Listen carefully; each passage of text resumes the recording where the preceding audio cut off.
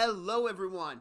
Welcome back to a Bottletop podcast. I am joined here with my partner Cole. Say hello to everyone, Cole. And what are you drinking Oh, tonight? hello everyone. I'm drinking a Modelo Negra this time, not Jägermeister, so I should be more cognizant. I haven't had it in a while, and it really tastes different. It's like more caramely. You can really taste the, the burned hops, the no roasted hops, and all that. Yeah. So Jordan, I'm curious, what are you drinking as well? So I have a beer from a Montana brewery, Byron Brewery, Dragon's Breath. It's a Yep. dark hef ale. It is delicious. Out of Missoula, Montana, I I think it's believe. Butte. I believe it's. Oh, it's beer? Okay. I believe it's Butte. If Okay. if anyone else from Montana knows, say things. This is one of my favorite beers. It's amazing. It's amazingly brewed in Montana. Phenomenal job. I believe they do ship it out to other states. If you see it and you're over 21, get it. Definitely. But here we are to talk about some college football games and preview some games for next weekend. Overall, what were your thoughts on this past week of the college football playoffs? Okay, one word. Blowout. Blowout. Um, I kind of saw some of this happening. Other games, not so much. Maybe 3 out of the 4 games I saw were going to be blowouts. But I guess maybe all of them were besides Clemson and Texas, which I was vindicated on. I thought that game was going to go into overtime the most. I think it was the closest. Yes, and there are issues with that game to talk about. And we're going to start off with where the college football playoffs started out at, and that would be Indiana, Notre Dame.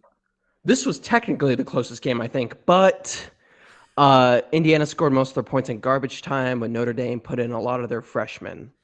Uh, Just th- want to say that. this this game was, it kind of felt weird because watching the beginning, it was like, okay, maybe Indiana's defense is gonna be up to par with Notre Dame's. They Yeah. got, was it a turnover early? I can't remember if it was a turnover and punt on Notre Dame's first drive.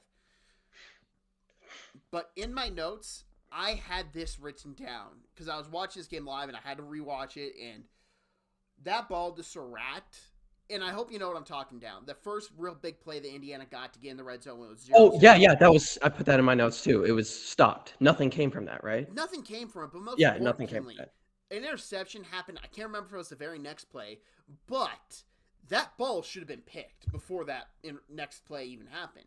If you Hmm. look at how poorly positioned that ball is, the DB turns his head, that's picked. The only Hmm. reason why Surratt caught it is because the DB didn't track it well in the air. Then we go, and maybe it wasn't the direct next play, but everyone knows what I'm talking about. Rourke has one of the worst throws you can make. He has no pressure. He is standing clean in the pocket. He is a clean baby boy back there. Hmm. Sets his feet, throws it over his receiver's head. Bad ball straight to the defender. And I tried to find all 22 angle of this because I needed to see how these routes developed. And my biggest takeaway was the best ball would have been in the stands there. It was not a good play call. Notre Dame countered it perfectly. But most importantly, you cannot make that throw. Because even if you say, well, he's leading, he's got a man beater going, he can win that route. Fine. You have to throw a really good ball there. And based off how Rourke threw it, he was not throwing a really good ball.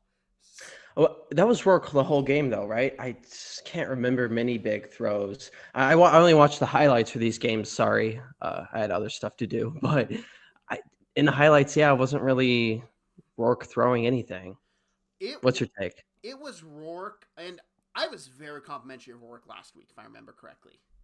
Yes, you are. I He believe made so. he made me regret a lot of the positive things I said. Yep. He was very bad. One of the worst games I've seen from, and I will say, high level college football this year. I have seen worse games from FCS quarterbacks this year from G5 level players. From Power 4 conference against Notre Dame, that was bad all around. And then, what was the next play after the interception? Do you know? Was that on? Oh, yeah, no, that was that run to the end zone, right? That was the run to the end zone. And Yep, yep. I wanted to ask, you have your phone right by you, correct? Yeah. Okay, pull up that play. Oh, I'm on my computer. Okay. Just pull up that play. And when you watch it, I want you to watch. I want you to watch, and I will probably throw this in the video here. Number 74 and the guard on that play from Notre Dame. Okay. I found a YouTube Shorts clip. Okay, watch that. Watch that. Okay. 74 mauls this guy, and the guard seals the block. Love only had to beat the DBs who had bad angles on him. He was gone.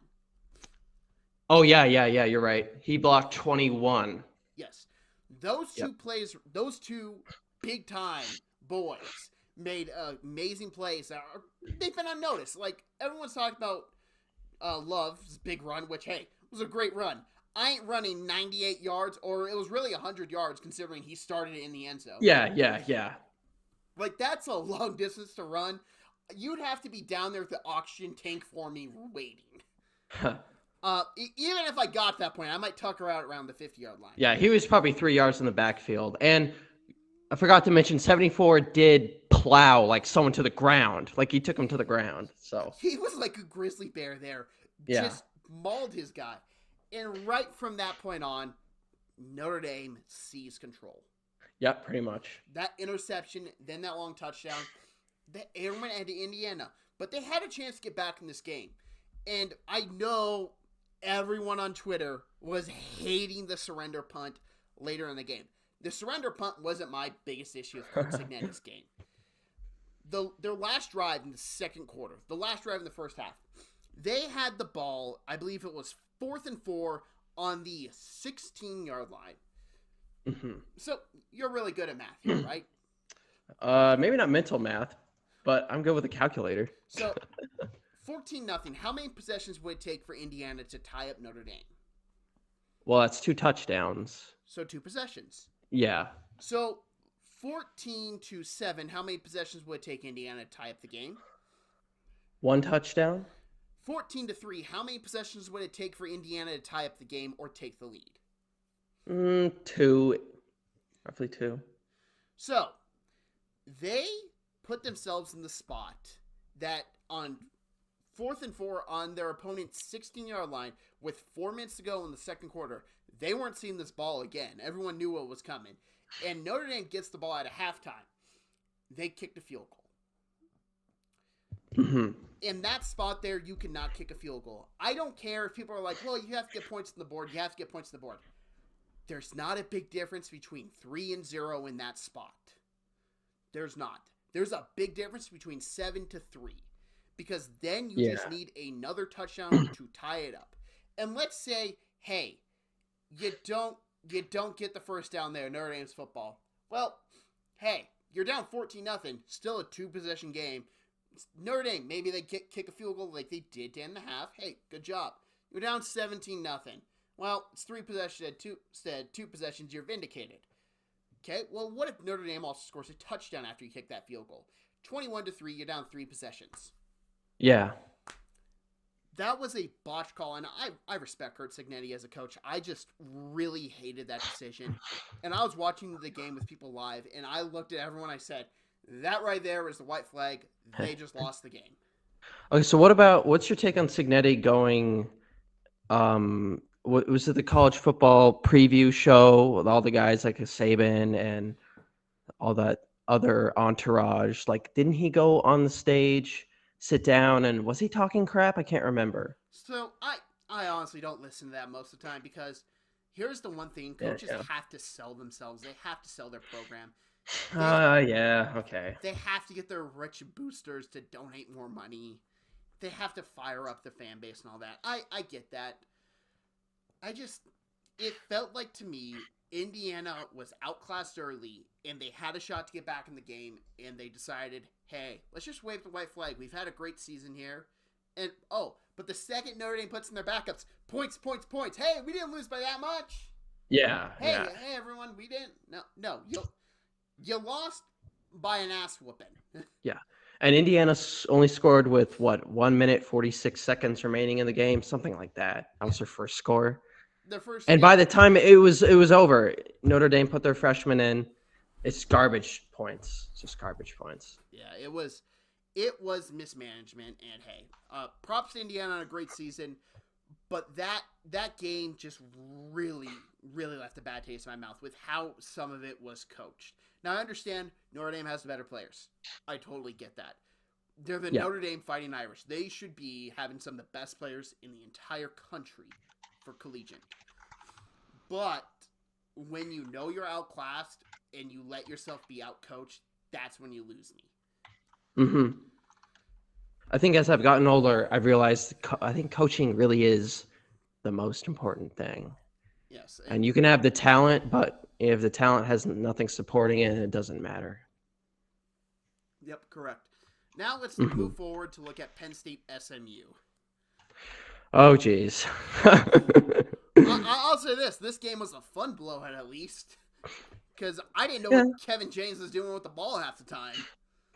I don't know what SMU is even doing there, honestly. So, this game honestly should have been a lot closer than it was. You think so, really? Yes, because on the first drive, SMU, they were driving down the field. They went for on fourth down. Not the best ball, and I still think the wide receiver should have got the ball.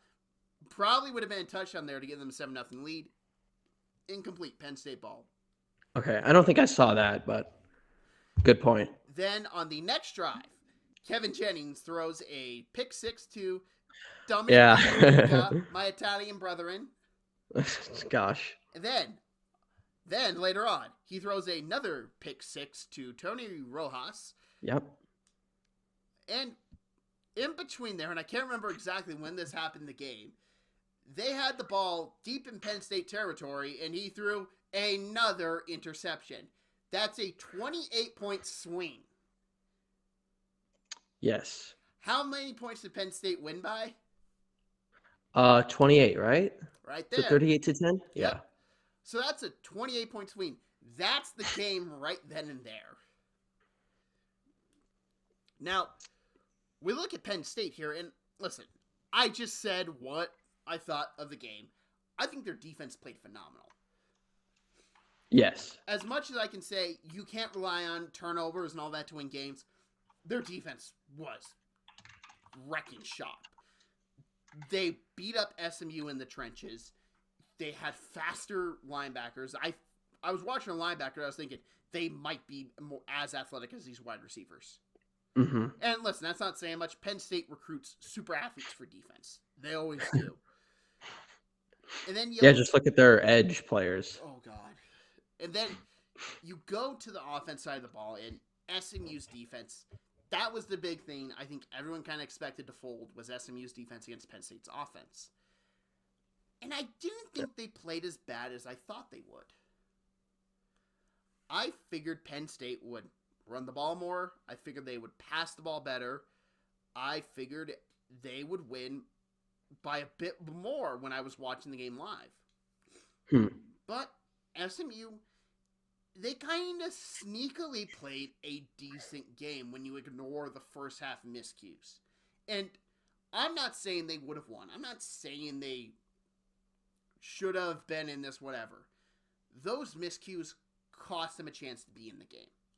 Not saying Penn State wouldn't have beat them any other way. Maybe they would have ran up the score either way. But I look at how some of the issues went for SMU. I can kind of see where the game just started to snowball, going downhill, then it turned into an avalanche, and by the point they could maybe try and get back in, it was too late. Yeah. I from researching this game and hearing other people's takes, I've heard a lot about Drew Allar and Penn State's head coach. Sorry, I don't know his name. But Franklin. Like, Franklin has a tendency to choke in big games. Okay. Obviously, he didn't do it here, but do you think that will eventually come back to bite him in the butt, or did he win this game based on coaching? Okay, can we squash this stupid narrative about how Penn State chokes? Penn State does not choke games. Penn State loses to the teams that recruit better than them. They lose to Ohio State. Their two losses are Ohio State, Oregon. Those two and teams, Michigan sometimes. Yeah, those schools previous seasons recruit better. They have better NIL funding.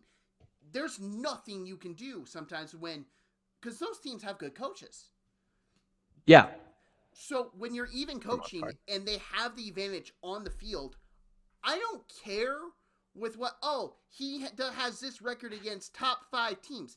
Yeah, he has a record against Ohio State mainly and Michigan. True. Michigan had Jim Harbaugh. Yeah, and now Oregon's in the Big Ten too. So, yeah, it's just that's a narrative that needs to die because it's unintelligent fans speaking out of their ass.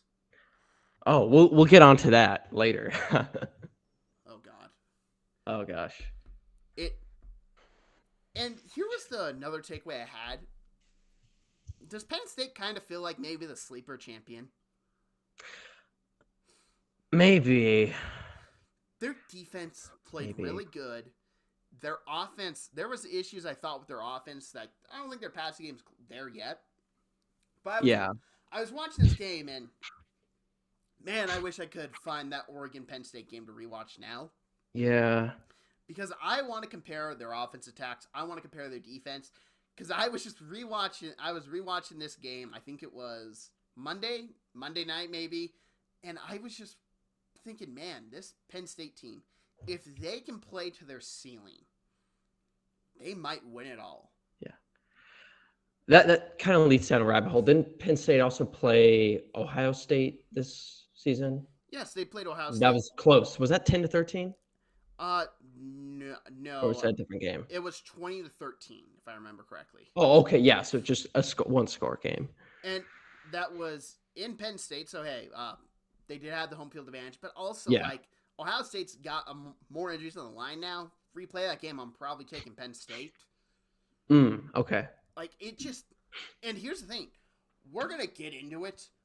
That Ohio State Oregon game, I have no idea who's winning that. With how Ohio State played, and I think I wrote down the odds. No, Ohio State is favored over Oregon, which is interesting. Really? Okay. Yeah. Later subject, though. Later subject, yes. But I just think Penn State, if they can play up to their ceiling, they could very well be the national champions. That's an interesting take. But I have questions for you about Penn State and Boise State. We'll get to that later. Yeah. Up next, Clemson, Texas. And, oh boy, my fear for Texas was right. I don't think Quinn Ewers played a good game. But you know what Texas said? Who needs competent quarterback play when you can just run the ball? Run the ball, yep. I was watching yeah. Oh, sorry, I interrupted you. They had, now this is just ESPN, so I'm sure it's like different because sacks count as rushing attempts, which is dumb in college. But weird. They had 48 rushing attempts.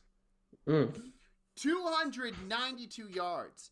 And if this is including sacks, so this is probably including sacks, as a team, they average 6 yards a carry. Who gives a damn if you can't throw the ball? You're getting 6 yards a pop? You're golden. Yep. Blue Weisner, man.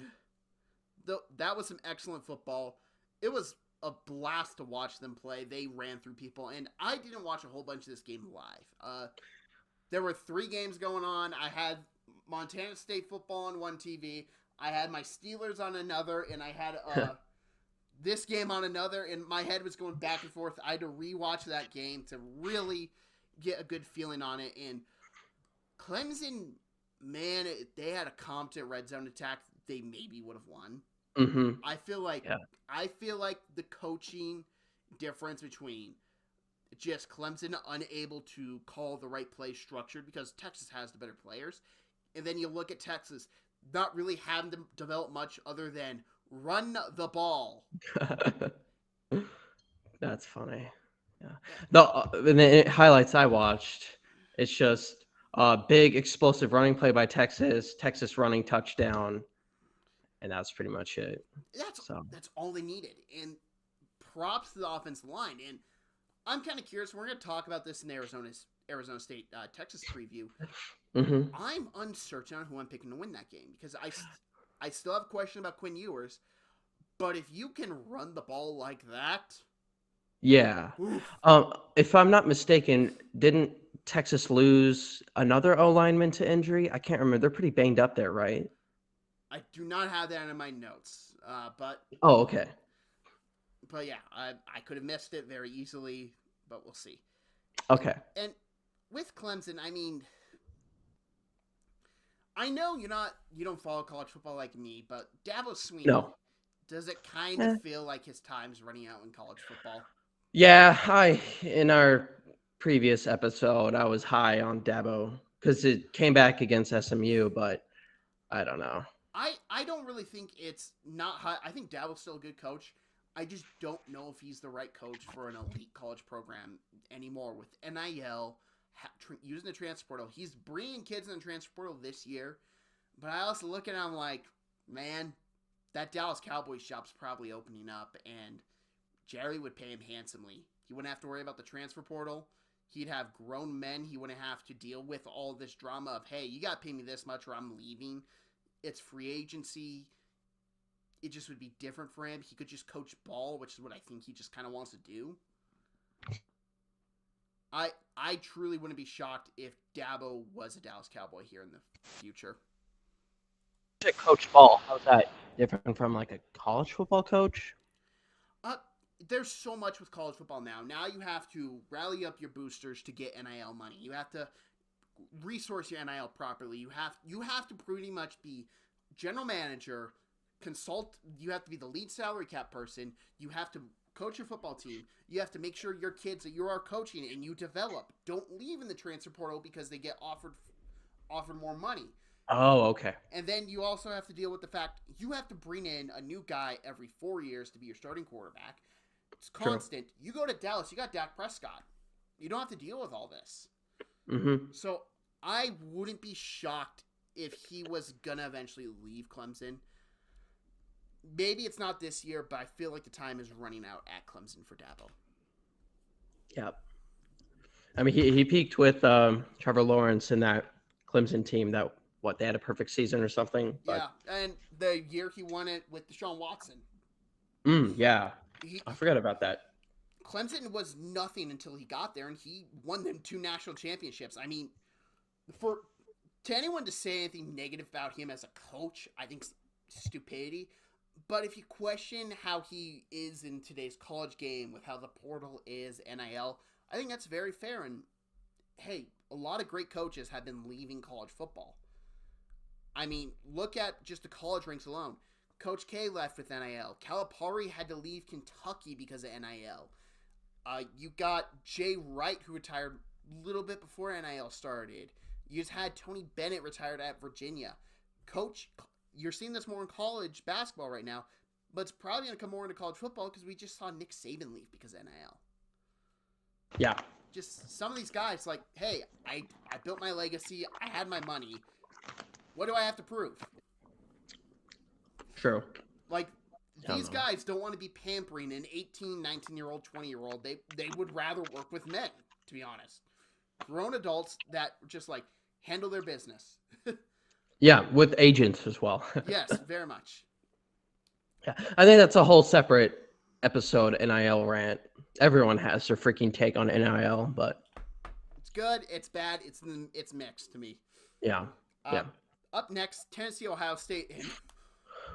Oh gosh, I was so wrong. I don't know. I don't know. Both wrong on this, but man, did it feel like Ohio State had some aggression to work out? Yeah, 21-0 after the first quarter. Like, okay. This felt like when the Hulk goes rampage mode, and it just won't stop until it's like a fine pink mist. Yeah. They were up 21-0 at the end of the first. They didn't score anything in the second quarter. Tennessee scored 10. They come out, oh, here's 14 the third. We're not done. Let's do another 7. It was an ass whooping. Yeah, you should see the hits that Nico took from the defense all night. It cracked his helmet. Yeah. Nico got decimated. I felt bad for Nico. But man, seeing those Tennessee fans sad and depressed, as a Florida Gator fan, it warmed my heart. They also did talk a lot of shit, but I don't know about the players if they were talking shit, but watch. Well, hang on. Tennessee players went out in warm-ups, shirtless on the field, taunting people. Taunting Oh, Ohio okay. State. I didn't see that. Taunting the fans. That was not in the highlights. No, More like no. lowlights. If you go on the field shirtless and you're taunting Ohio State, you're taunting their fan bases, that's the performance you put up. Yeah. Yeah. Have some damn pride then. Man, and Yep. this was Ohio State playing how Ohio State should. I agree. Yeah. What I put down in my notes was Ibuka and Henderson for Ohio State. They balled out the whole game. Yes. Emeka Ibuka, who is going to be Yep. an NFL draft prospect this year. Mm. And let's not forget, Jeremiah Smith, man. I believe maybe... I didn't see him in the highlights much. I don't know, but... Well, let's put it like this. He had 6 catches for 103 yards, 2 touchdowns. Oh. Do you want... I don't know. Guess I wasn't paying attention. He's a true freshman. Oh, he is? Yeah. Oh. He is freakishly good. Yes. And, I'm sorry, I don't have a whole bunch to add for this game because it just felt like Ohio State was just taking their aggression out. This is what they pent up for Michigan. And they just needed to punch something over and over and over again until it was just dead. I think there are also a couple Tennessee almost threw like 2 or 3 picks. They fumbled the ball a couple times. Luckily, they recovered it. It was more brutal if you watched the highlights, I guess. I got drunk by halftime. I was pretty lit because I knew this game was over and I was going to rewatch it. While I was drinking and I was on wine, oh my gosh. Yeah, I was watching this and I'm just thinking, I'm like, boy, I bet a lot of Tennessee fans wish they had this right now. And you got to think about it, like, those fans that were there, they either had to fly back to Tennessee the next day or they had to drive back to Tennessee. Yeah. Imagine that long car ride as a fan. Yeah. Yeah. Well. Oh, wow. I think that's going to wrap us up for the recaps of the games. There wasn't a whole bunch to recap because these games were not good. Bad. Yeah. And people were criticizing the 12-team playoff, like it should be 8 or something like that. I don't know. It's more football. I don't care. I think it should be 4, and I think it should be done a little bit differently, if that makes sense. Because I don't mind the bowl games. I think you had a really good setup the past couple of years, and there were blowouts in that too. But like you had some class games like Michigan, TCU. Yeah, and was it Alabama, Ohio State? Yeah. No, Georgia, someone else. Yeah, Georgia, Oklahoma, Baker Mayfield was awesome that game. Like, there are these highlight games in the 4-team era, and it's just, hey, listen, greedy people are going to get greedy. They're going to want more, but maybe we're going to get some good games this week, and I think we're going to get at least 2 really good games. So, let's start out, and we're going to go in order that these games will be played in. The first one up on your birthday, Penn State, Boise State, in the Fiesta Bowl in Glendale, Arizona. I'm going out to dinner this day in downtown Boise, so it's probably going to be really busy. Well, I thought this game was played at Boise State first, so I'm like, oh shit, like there's going to be no parking. But luckily, I was wrong. But listen, there's still probably going to be no parking. Yeah, true. And you gotta. I just want to ask you this: what do you think? Yeah. What do you think is going to make the worst road conditions to drive back home? Is it going to be Boise State winning and people out celebrating, or is it going to be Boise State getting pounded and then just drinking their sorrows away? Oh, gosh. I don't know yet. I mean, Idaho drivers are already pretty bad, especially in Boise. So either way, it's a loss for me. Yeah, that has a very fair point. Yeah. It's just, I think this game, the only way Boise State wins it, there's one path to victory. Ashton Genty has to go off. Yeah. You have to control time possession. You have to use him just to get the ball down. You have to put the ball down. Boise State cannot win a shootout, in my opinion. No. Their pass defense is horrible. I don't think they Yeah. can. I don't think they can win in a shootout. They need ground the ball, ground control for 60 minutes. This game needs to be ground control. And if it gets to overtime, I think it might actually favor Boise because of Ashton Genty. Yep. But Good point. my fear is this O-line is going to take it from Penn State. And I know Boise State played Oregon. I'm very well aware that they were able to run the ball in Oregon. I'm sorry, this front seven at Penn State is better than Oregon's. Yep. And I just look at this. It's an 11 point spread favoring Penn State. The over-under is 52.5. Man, I can't say for certain that Penn State will win because I can very easily see Boise State carving out the path to win by just grinding the clock. But their pass defense leads me to thinking Penn State will win and probably cover. Yeah, what I wrote down in my notes was I was going to ask you about the Boise State O-line and Ginty versus the Penn State D-line and linebackers. I think that's just the key matchup here. As I think Boise State has the best or the second best college football player in all of America. You got to use your best player. That's just how it is. Yeah, What do you think? It's you know those videos of like these MMA videos, like they do these weird fights and it's like 1 versus 3. I think so. So we're gonna be able to post this video on Tuesday night after the game. It's gonna be 1 versus 11, Ashton Genty versus 11 Penn State Nittany Lions. Oh, okay. Yeah. I mean, I love Genty. I think he's talented beyond belief. But man, I just don't see him just carving out a phenomenal game because this Penn State team, it's not just that they have a good D-line. They have the linebackers that can get in the gaps. Their safeties can come up and tackle. If Boise could maybe... Okay, here's what Boise State needs to do on the first drive. Play action, deep shot over the top. That should be your first or second play of the drive. Is that to just like test the pass defense? Not only to test it, you need to show Penn State, hey, you can't load the box up against us. You can't put 8 guys in the box to stop Genty, or else we will throw it over your head and we will beat you deep over the top.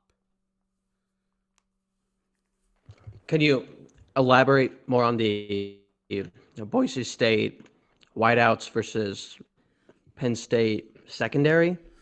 Well, I don't think there's much to that. I think it's a major disadvantage for Boise State. I think Penn State has some really good corners. They constantly put guys in the league. Boise State does not. True. I think the last Boise State wide receiver drafted was Khalil Shakir to the Buffalo Bills. I could be wrong, but I believe that was the last guy. That's crazy you know that. So I love Khalil Shakir. Okay. Loved him as a prospect, man. Yeah, it's just I truly feel the only way Boise State can win this is if they dominate time possession, they run the ball effectively. Because I don't think they can stop Penn State's offense if they have to air it out. Because that, I believe Boise State's pass rank defense is somewhere in the 120s out of 136. It is not good. Mm-hmm. So that's the path for Boise State to win. I am taking Penn State to win, though. Who are you taking?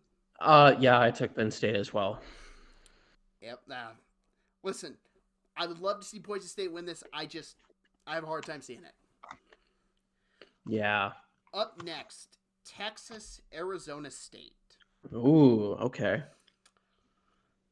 Honestly, if I could, I would stall for this game as long as possible because I don't know who I think's winning. I totally disagree. Do you want to know why? You want to what? I will lend you the floor. I will take a step back. Okay, so we've seen mostly Big Ten teams and the SEC dominate, obviously besides Notre Dame. I think this is just going to be another blowout. Big 12 team, yeah, Arizona State had a good run in the Big 12. Okay, there's not much competition there. Texas also used to be in the Big 12. Now they're in the SEC, and you could say they're arguably thriving. Of course, they didn't beat Georgia, but I think this is going to be another blowout. I would be very cautious about saying it's a blowout because of Bo Scadabo. Really? He is a guy who is a running back who I believe he's draft eligible this year, and oh boy, am I going to be hyping him up because he is great in pass pro. He's a good runner. He's physical. He doesn't go down in first contact. He's good receiving the ball. He is a complete weapon out of the backfield. And I watched this, and I think Arizona State has a better defense than Boise State. I look at this, and my one concern with Arizona State right now, because I think they can match up decently with Texas on the outside. I saw Texas do unspeakable things to that Clemson D-line. Unspeakable. Yeah. I don't think, because they're playing this in the Peach Bowl in Georgia. Yep. I don't think this is going to be legal with what they're going to do in Georgia. Oh my gosh. I don't think Arizona State's D-line is going to hold up. So that's going to lead me to slightly siding with Texas because I think over the course of the game, I think Arizona State's defense will get beaten up. But I don't believe in this Texas passing attack. I still 100% think if Arizona State can come out and take an early lead, they might win it because Texas cannot throw the ball to save their lives right now. Quinn Ewers is either regressed beyond belief, is very injured and should not be playing, or the book's out on him. That's interesting because you had Arizona State over Clemson, right? Yes. Yeah, but now it's Texas. That changed your mind? The big thing is matchups, and I always will go to matchups. I don't think Clemson offensively was going to be able to do a whole bunch to Arizona State that Arizona State hasn't dealt with this year. The Big 12 is very, very pass heavy. It's close to an air raid conference. I mean, they play how many teams are just pure air raid nowadays in the Big 12. True. And Arizona State knows how to play that. Meanwhile, I look at them against a run-heavy team. I have my questions. Like, run-heavy teams, the only teams I can really think of off the top of my head that they played that were heavily run-heavy was Utah, UCF, and maybe you could say K-State. Yeah, I was going to say K-State. Well, they beat Utah, they beat UCF, and they beat K-State. Mm-hmm. It's very fascinating, and I know I don't have a whole bunch to talk on this game because there's so many things I'm just uncertain of, and I know the point spread's 13.5, and how dare I say Texas isn't this end-all, be-all great team. Listen, I don't think Texas is going to survive much longer. I think they're going to get destroyed by Ohio State or Oregon, whoever they play. Yeah, I agree with that. I think Texas right now is getting the benefit of the draw. I would be inclined to agree. And also no weather in this game because it's in a Superdome. Yep. So, yep. Isn't the only one game not being played in a dome? Only the Rose Bowl, yep. Yep. Okay. Speaking of the Rose Bowl, we're going on down to Pasadena, and yeah, you are right. Ohio State is favored. Yeah. Interesting. That's fascinating to me. I would say I think Oregon's the better team. I think Oregon can beat up Ohio State's injured O-line. But Ohio State has that chip on their shoulder. And Ohio State has that defense. They do. And they wrecked Tennessee. It was bad. Yes, and how do I say this nicely? Okay, you saw the Tennessee quarterback. He's a big dude. Yeah, did big, very athletic, maneuverable. You could say dual threat. So, Nico, he is 6'6", 215. Oh, yeah. That's a big guy. Listen, I'm going to pull up right now what Dylan Gabriel is listed at. And I'm just going to tell you, he ain't that. Yeah. Dylan Gabriel is a very, very small man. Very. So, on this page, I'm calling BS on this. He is 6 foot 200 pounds. No, he ain't. No, he ain't. I have seen photos of this man not wearing all these pads and all that, he's probably 185. Let's be real here. Okay.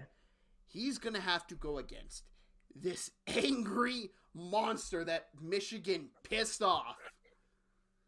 This defense. True. And let's not act like Michigan did a whole bunch to Ohio State offensively. Ohio State offense couldn't do anything. Their defense was dominant.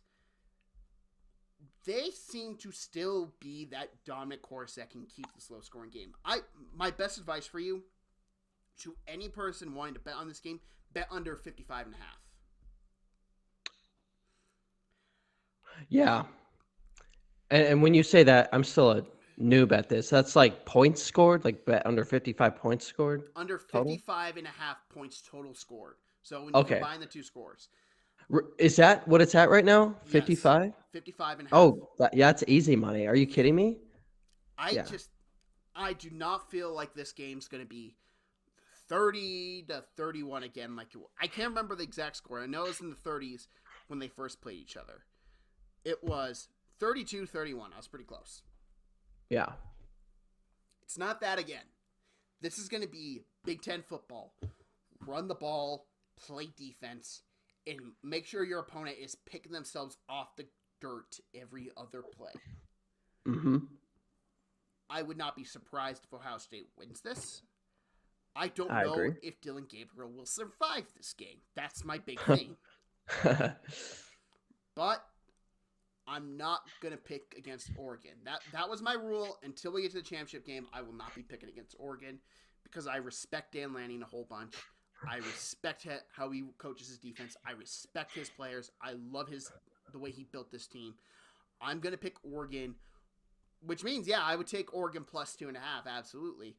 But I can't say for certain this is a game I would personally wager money on for the spread or money line. Yeah, I agree. I'm taking Oregon as well. I totally forgot what I was going to say because I'm drunk off one beer. Yeah. Oh, And yeah, that's it. oh dear God.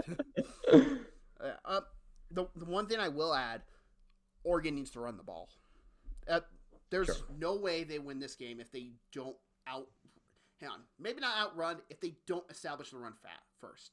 Because if Ohio State just starts teeing off on Dylan Gabriel, this game will turn south very, very fast. Okay, no. What I did write down was we've seen these big rematches before, like Texas and Georgia, and the loser lost again. So is that going to be a repeat? I think so. I think Ohio State's more battle tested than Texas was. Okay. That's what I think is a big thing for Ohio State is they have played Penn State.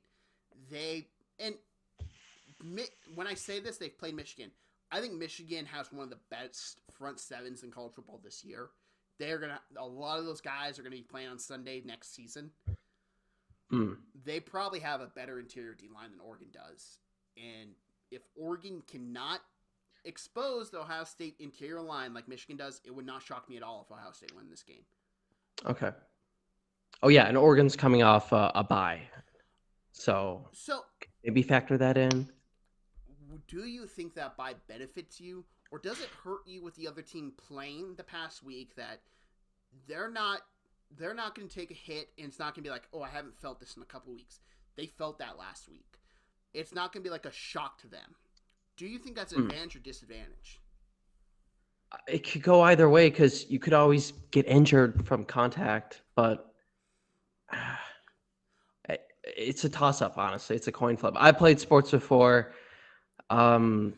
I've been in the playoffs before, lacrosse. We had a bye. You are less fresh than the other team, but you're still healthier. It goes both ways. Yes, but you also haven't been hit by a Jack Sawyer. Oh yeah, that guy! Holy crap! Intimidating. That's scary, dude. That is nightmares. Nico will have nightmares. So, real talk, Jack Sawyer, this dude is gonna be so underrated in the draft process, and I'm gonna say specifically because I don't think he's gonna test phenomenally well. But you're gonna put on his football games. You're gonna put on his film, and you're gonna watch this monster coming and just hitting people. I've given him I call him Freddy in my notes because he's like Freddy Krueger. He's coming in your nightmares after you play him. Yes. So up next, the final game, and can I just say, I really like how they leverage these two games. Ohio State, Oregon's, and then Notre Dame, Georgia. I really like how they put these two games, because I feel like these are the two safest bets to be the best games of the week. Wow, how come? Because they match up extremely well. They are identities built onto themselves the exact same way. They have the exact same mentality. And there's not a big talent gap. And you can say, hey, Georgia recruits at the highest level of any college team. And you're not wrong. But the thing is, Georgia does not have their starting quarterback. Carson Beck is not playing. He had UCL surgery. He is shut down. I don't even think he's going to be able to throw at the combine. So Georgia's playing their backup quarterback, Gunnar Stockton, against this Notre Dame defense. Curtis Rourke had a lot of experience as a starting quarterback. He has played a lot of football. Yep. That was the worst game I've ever seen him play. Yep. This is Gunnar Stockton's first ever start. Oof. And it's a big one as well. No pressure. This is the main event of the week. You gotta win this to advance, to get to the Final Four, in which you get Penn State most likely. Sorry, Boise State. I'm just being real here. Yeah. Like, let's say it goes Penn State wins and Georgia wins. Gunnar Stockton having to start off his starting career. And he came in and played against Texas. He played the back half Texas, so he's played the second half against Texas. Started against Notre Dame. Starts against Penn State. And then, hey, let's look. There's Texas, Oregon, Ohio State left. Yep. No pressure. When this dude comes down the draft, and if he looks good, I better not have anyone say, well, has he really been challenged? He's at Georgia. I may try to reach through the screen and just yell at them. Yeah. This is challenging for an experienced player. I don't even remember with what classification Gunnar Stockton is.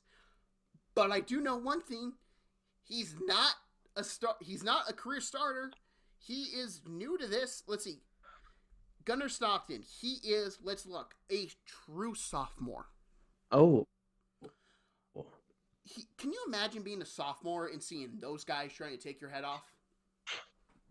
Yeah, I had a anxiety attack my sophomore year because of classes. I would just probably die of heart failure if I had to play Notre Dame's defense as a starting QB as a sophomore. That Notre Dame defense. Did I lie to you at all how good that defense is? No, not at all. Remember, they shut down big plays. It was a blowout until the fourth quarter. We were under the 2-minute mark. Yeah. Yeah, Notre Dame has a great defense. This is the team that's built to win a championship. Mm-hmm. I'm sorry, Georgia. Well, not really. I'm a Gator fan, and I consider you my biggest rival. I'm not entirely sorry. I do not see them beating Notre Dame. No. I don't know how Georgia is favored in this. No. Notre Dame's favored on ESPN. I have in my notes, UGA is -2. Oh, no, you're right. But the matchup predictor is 53.9 Notre Dame, 46.1 Georgia. That's weird. Okay. I don't disagree with Vegas often. I truly don't. I think Vegas does not like to lose money. That's my number one rule. When I look at spreads, Vegas does not like to lose money. I have to be really confident or not confident in a team at all to voice my opinion for an underdog. I do not see Georgia winning this. I just don't. And here's the thing. I think it's going to be a very close game. I'm not saying this is going to be a blowout. But I think Notre Dame can block Georgia up front. I think they can confuse a young quarterback making his first start. I think they have the defense to put pressure on him. I think they have the corners to stop a not really that good Georgia receiving group. And Yeah. I think this is probably going to be like 20-17. It's going to be phrased as Georgia could have won this game, but you're going to really look at this and it's going to be like, no, Notre Dame kind of felt in control the entire time. Now, that being said, all the respect in the world to Kirby Smart. Marcus Freeman, I'm going to call this Marcus Freeman's first ever real big-time playoff game. Because last week was a scrimmage. Pretty much. It was a warm-up. Marcus Freeman, I believe he's only in his 30s. He's going against Kirby Smart, who is one of the best coaches in the world today. And he can do the one thing that he has been trying to do, but everyone's been like, Georgia's been the favorite for many years. He now has the opportunity to look at his players and say, no one believes in you. People believe in this Notre Dame team. They believe in touchdown Jesus over there. I believe in you. You got to find belief in yourself. Some rah-rah coach speech that's going to fire up the Georgia Bulldogs and make me look like an absolute idiot. I am fully prepared for that to happen. But I will still take Notre Dame winning. And Marcus Freeman, man, what a turnaround from people wanting his head on a silver platter after Northern Illinois to now playing Georgia for a chance to be in the Final Four, where you're looking at either a Penn State team that I think Notre Dame can beat or a Boise State team which I think Notre Dame would beat. All right, so my favorite part of the college football playoffs so far was when Notre Dame, after the game, everyone, they linked arms, they were singing their fight song. Everyone still stayed in the stadium. The band was going off. Like, I want to see that again. I think Notre Dame fans will travel because Notre Dame does produce a lot of the top talent in the country. I think I knew 2 Notre Dame alumni, and, they're very good at traveling. They're wealthy people. I think they'll show up at this game, although I think it's played in Louisiana, though. But they're everywhere. Even even non like Notre Dame alumni, there's still a lot of Notre Dame fans. Yeah. Question: is there a difference in 2 fan bases than the Catholic Notre Dame preachers in Georgia, which is rednecks drinking, having a damn good time? Like, if you're telling me, hey, you're going to this game, pick which tailgate you're going to. I'm not wearing a Gator gear. I'm just going to wear something red. I'm going to go over there with the Georgia tailgate, and I'm going to have the time of my life. I may not make it into the stadium. I might be passed out drunk. But, man, would that be a fun trip. No, I'm dressed up in Notre Dame gear. I'm Irish. My ancestors are probably Catholic. Hey, I'll pretend to be Catholic. There's probably a lot of Italians. Okay, well, hey, I guess I can choose both sides. I'm from Montana. I can play the redneck. I'm a Catholic. I can play the Catholic boy. Yeah. But that's going to wrap us up for this week. And next week, I don't know how much we'll be doing for the college football playoff because there'll be 4 games to recap and 2 previews. So there might be 2 episodes we do, depending on how these games are, that we will add a wrestling review before the Raw episode, in which we will go back and maybe watch Royal Rumble, old-timey wrestling, depending on how much there is to talk about next week's games. Yes. So, thank you everyone for watching. I hope you had a great time. If you like this video, please hit that like button. If you disagree with us, go down that comment section. We will talk to you. If you want to call us a bunch of names and idiots, you're probably not wrong. Oh, I'm an idiot. It's okay. I'll admit it. But just go ahead. We don't mind the debate. And hit that subscribe button if you want to keep up with this. This is our second time doing this, and I hope it's going smoothly. I hope you guys are enjoying this audio. But most importantly, everyone, have a great day. Thank you, and bye-bye.